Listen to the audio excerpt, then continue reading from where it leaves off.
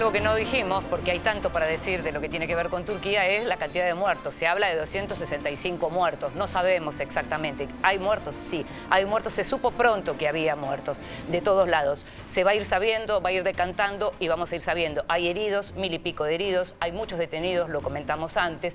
Y también le dijimos cuando comenzó el programa que esta había sido una semana, sobre todo las últimas 48 horas, llenas de noticias internacionales durísimas e inquietantes, como lo ocurrido el día jueves en Niza, precisamente en el sur de Francia, en donde en principio se habló de un atentado terrorista. Se sabía que había un hombre manejando un camión que fue directamente sobre la gente que estaba en la playa a orillas del mar viendo los fuegos artificiales por el 14 de julio, que atropelló a cuanta gente pudo. Murieron 84 personas, había muchos chicos, muchas familias, gente de distintas nacionalidades, porque precisamente en Niza se concentra un turismo importante para Francia. Le decíamos, se habló de atentado terrorista. Finalmente parece que quien cometió esta locura era precisamente un desquiciado con problemas personales, con antecedentes de violencia doméstica, de origen tunecino. Seguimos con Hachik Deruguesian aquí y la verdad, la pregunta es, ¿fue un atentado lo de Niza? ¿Podemos llamarlo un atentado terrorista? En un principio, la tesis de un hombre bastante perturbado, ¿no? Problemas personales, psicológicos, etcétera, es verdad. Por otro lado, si fue un atentado terrorista, es lo que se llama un lobo solitario. Sí. Pero yo no descartaría, a ver, si es un hombre tan perturbado, ¿cómo pudo haber planificado algo que necesita una logística mínima? Pensar en el camión, pensar por dónde tiene que entrar ese camión, pensar qué es lo que tiene cómo tiene que hacer la ruta. 2 kilómetros, no es poca cosa. No. Por lo tanto, yo no descartaría. Yo no descartaría que... A ver, recién hoy el Estado Islámico dijo que era uno de sus soldados. Es bastante tarde. Lo dijo de una manera igual rara, porque lo que dijo era que los tomó de inspiración. Pero si te parece, podemos escuchar qué dijeron las autoridades, qué dijeron en el mundo y qué dijeron los testigos de lo que fue este ataque tremendo en Niza. We'd literally just finished watching the fireworks. We were heading back towards where the van was. At this point, we didn't know. And as we were walking, I noticed on the opposite side of the road, people were running. And I said to my husband, something's really wrong. And he said, no, no. And we carried on walking a little bit further. And then more people were running. And we went to turn to run away. And it was at that point my husband had noticed the van was probably only about 50 yards away from us. Then we heard the gunfire shots. And we literally just stuck down between a sweet truck van and hid down there for a couple of minutes while the shooting was going on. And then he just grabbed my hand and we ran. And we literally, everybody was just running. It was really, really frantic. Restaurant, bars, tables were turned over. There was glass on the floor where I suppose just people were running and trying to get out of the main promenade area. And we just made through back exit of roads to get back towards our hotel, and that's where we stayed until we put on the news. And first of all, we thought, oh, maybe it wasn't, maybe it was something that was just sort of blown out of proportion. And then as the night went on, sirens you could hear all evening. And then on the news we saw that obviously the fatalities that had happened, and realised we were very lucky actually to have got away, and how close we were to the actual van that had obviously been stopped, because we did hear the police shout, stop, stop, and then the gunfire started then. Pourquoi Nice? Parce que c'est une ville mondialement connue, l'une des plus belles villes de la planète. Pourquoi le 14 juillet? Parce que c'est la fête de la liberté. Et c'est bien donc pour toucher la France que cet individu a commis cette attaque terroriste. C'est une leçon que nous devons tirer aussi de cette tragédie, de ce drame, de cette attaque terroriste. Une de plus, après déjà plusieurs autres ces 5 dernières années. Nous sommes devant un combat qui va être long, parce que nous avons un ennemi qui va continuer à frapper tous les peuples, tous les pays qui ont les libertés comme valeur essentielle. L'enquête visera en effet à déterminer d'abord les conditions dans lesquelles l'auteur a pu se procurer l'arme dont il a fait usage et le camion utilisé pour ces crimes. Elle devra s'attacher à déterminer s'il a pu bénéficier de complicité. Elle s'attachera également à déterminer les éventuels liens de Mohamed Lawesh Boulel avec les organisations criminelles terroristes islamistes, puisque je vous le rappelle, si l'attentat d'hier n'a pas à cette heure fait l'objet de revendications, je rappelle cependant que ce type d'action s'inscrit et correspond très exactement aux appels permanents au meurtre de ces organisations terroristes telles qu'elles le prescrivent régulièrement dans les nombreuses revues et vidéos qu'elles diffusent. I spoke to President Hollande earlier today, and in addition to conveying deep condolences, I reminded him that France is America's oldest ally and one of our strongest. We owe our freedom to each other. Americans and French have stood together for 2 centuries, and I told President Hollande that we will stand united now. Mohamed Boulel tenía 31 años. Él precisamente era de origen tunecino. Aparentemente tenía un certificado para poder trabajar en Francia. Originalmente se había dicho que era franco-tunecino. Lo cierto es que él tenía un permiso de residencia. De hecho, su ex esposa, de quien se divorció, les comentábamos antes por algunos episodios también se mencionan de violencia doméstica, su ex esposa vive en Túnez. Tenía entonces 31 años y se habla de una yihad individual, Hachik. ¿Se puede hablar de una yihad individual acaso? No tiene sentido.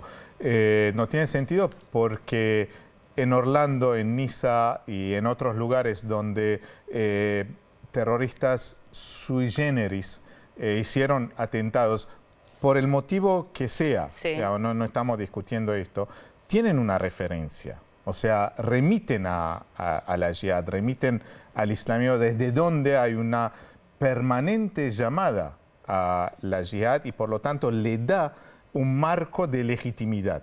Entonces, cuando se dice pero fue un tipo perturbado con problemas personales y descarta esto, me parece que el análisis no permite ver la gravedad del problema, que es la permanencia y el marco de legitimidad que la ideología de radicalización del Islam, sí. Y ojo, no digo el Islam para no caer en contradicciones, pero la radicalización le da a estos atentados. Entonces, cualquiera puede hacer un atentado, remitir a la yihad y recibir un reconocimiento global internacional gracias a... A ver, se hizo el atentado, el Estado Islámico no dijo que era de él, pasaron varios días, pero en las redes de comunicación, los twitters en el Medio Oriente, era un festejo, era una fiesta. Los mensajes que se intercambiaban felicitando, en fin, genera una euforia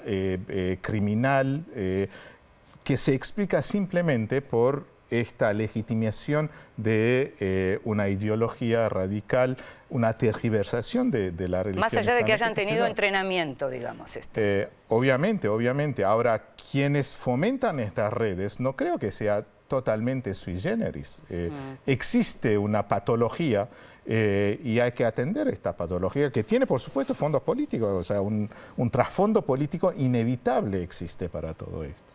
Conversábamos con Jorge detrás de cámara el llamado a atentados vehiculares que hacía Al Qaeda en 2010 o las invitaciones a tomar el cuchillo por parte de Hamás a los palestinos para atentar contra los israelíes. Ahora, la pregunta ¿es verdad que puede ser muy barato cometer una masacre como esta? El camión, 18.000 kilos.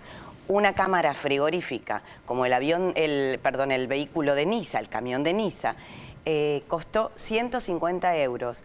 Al chofer, es decir, el terrorista, se le pidió nada más un carnet de conducción y debería haber tenido un carnet que le permitiera conducir camiones. Esto es nada.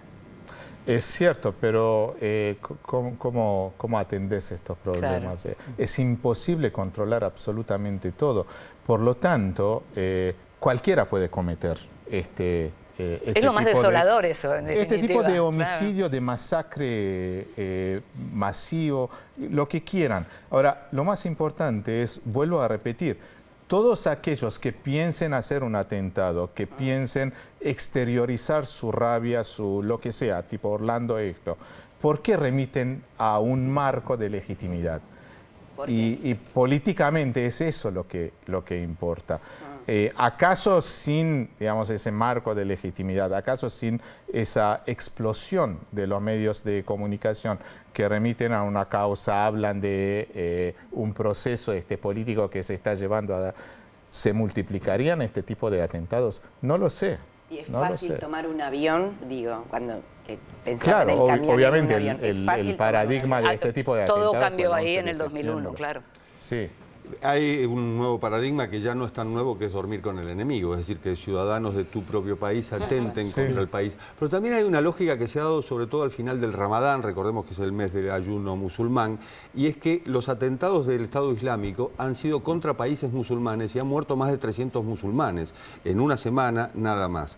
Y a su vez, también recordemos que Francia tuvo 2 atentados el año pasado. Uno adjudicado por la rama yemení de Al-Qaeda y el otro por el Estado Islámico, que están enfrentados entre sí, es decir, que no son los mismos. El Estado Islámico, a medida que pierde territorio en Siria y en Irak, está incrementando la táctica de Al-Qaeda a raíz de este tipo de atentados, más allá de que en este caso se trate de un lobo solitario. Seguramente está en búsqueda de un territorio.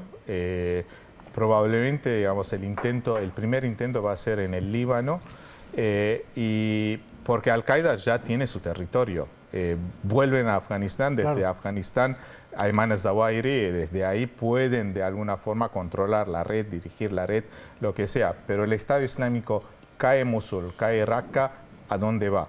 Y probablemente la clandestinidad, probablemente volver a ser lo que o ser lo que era Al-Qaeda antes de tener después de perder su base en Afganistán. Por lo tanto, sí hay una competencia fuerte. Eso siempre existió. ¿Quién lidera la Jihad global? La llamada Jihad global. En este caso, aún más porque esa base, ese califato virtual que quedará después de la caída de la Raqqa, va a necesitar una red, va a necesitar reclutos, y sobre todo en países europeos es donde se hace la competencia entre las dos organizaciones. Ahora, llama la atención que el referente francófono de Al-Nusra en Siria, que responde a Al-Qaeda, es de Niza. Bueno, se hablaba como de cuna de yihadistas, Niza, se mencionó estos días. Sí, el problema es, a ver, no es un problema simple. No. ¿A cuántos ciudadanos se puede vigilar y hasta qué punto se puede saber esto? Si no se atiende al problema político y a la ideología detrás de este problema político, que es el Islam radical en el Medio Oriente, con los miles de otros problemas que existen en el Medio Oriente, el otro pensar que con los medios de control se puede, digamos, controlar todo. Además, los países más avanzados como Israel no logran a controlar a palestinos que sacan los cuchillos y en Francia vulnerar los derechos individuales. Esa era por ahí la pregunta que yo quería hacerle a Khachik, que vos viste en Francia, Khachik, ¿no? Pero hablas francés, ¿no? Que es francófono. ¿Qué es Francia como lugar de los atentados? Digo, porque hay un montón de explicaciones. A los franceses les gusta decir que, o dicen muchas veces que son objeto de atentados, pues son la cuna de la Ilustración, la Revolución Francesa, etc. Puede ser cierto. Por otro lado, es cierto que es el país con más musulmanes respecto a la población de Europa.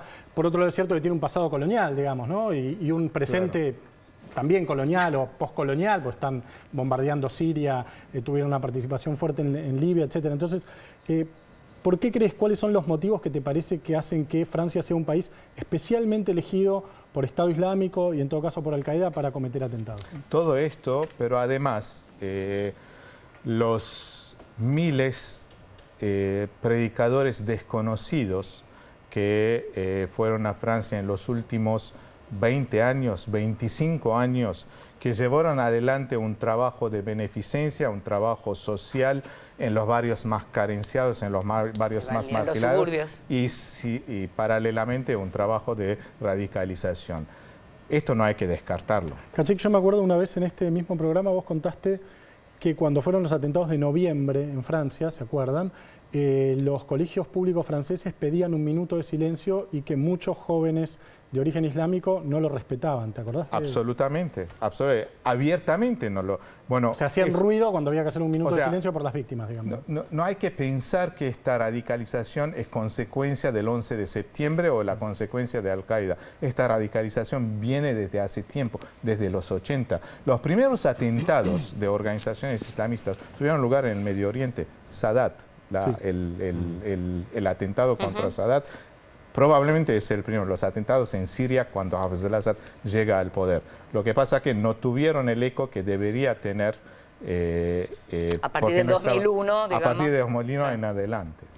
Hay una frase de ayer del ministro Manuel Valls que habla de que estamos ante un cambio de época. De Francia va a tener que acostumbrarse a convivir con el terrorismo. Esto tiene que ver con el hecho de que, ayer como me decía un especialista también en estos temas, son estos atentados que pasan por debajo del radar, son imposibles detectarlo previamente. Ahora, Francia tenía planteado justamente a raíz de los atentados del año pasado medidas de extrema seguridad, que en este caso prácticamente no le sirvieron para nada. ¿Qué es lo que se puede esperar de estos países como políticas de seguridad? Alguna vez Giorgio Agamben habló del Estado de Derecho al Estado de Seguridad, planteando que estamos ante un camino de pérdida de derechos civiles y derechos democráticos en función de esto que está sucediendo y la interpretación que le dan los gobiernos a falta de una respuesta política, que es lo que estabas planteando de alguna manera recién vos. No mucho. Es más, yo creo que es bastante riesgosa la declaración del primer ministro, porque uno se pregunta, bueno, ¿qué significa esto? Una de las cosas que podía significar era la propuesta de Hollande del año pasado de quitarle la ciudadanía a los familiares de quienes atentaban, o no a los a quienes atentaban contra... Bueno, no prosperó. Es un gran debate, evidentemente. Ahí hay cuestiones profundamente éticas que hacen de la moral, de los derechos humanos, etc. Ahora, ¿qué significa extremar las medidas de seguridad? No quiero decir que no se puede hacer nada, pero bajaría la probabilidad de los atentados terroristas. Eliminar esto mientras persiste el problema político internacional, no. Lo que están haciendo es cierto que Francia es uno de los países más avanzados en el estudio de la radicalización de las ideologías y específicamente el Islam. Están usando a predicadores, a imames que están haciendo un muy buen trabajo en las cárceles. Y otra vez, el secreto son los propios musulmanes. Bueno, dentro del Islam que va a salir la contrafuerza, si quieren, a esta radicalización. Por lo pronto en las cárceles tenés un 60% de presos musulmanes y hay 114 personas para custodiar a 68.000 internos y a 235.000 que están en libertad provisional. Es decir, es imposible. Imposible, sí. Seguridad absoluta es una utopía, y una utopía bastante peligrosa, porque la gente se la cree y no existe. ¿Hay que matar la ideología entonces, Kachik? No sé si matar, pero sí hacer que esta ideología no tenga legitimidad por los propios seguidores, no para el resto del mundo. O sea, para los musulmanes. Mientras te agradecemos, te despedimos, hasta la próxima, que seguramente vamos a volver a contar con vos. Lo que también hay que decir es que de todos estos atentados que llegan finalmente a concretarse, seguramente hay muchos que no nos enteramos y que fueron anulados. Eso es lo más inquietante.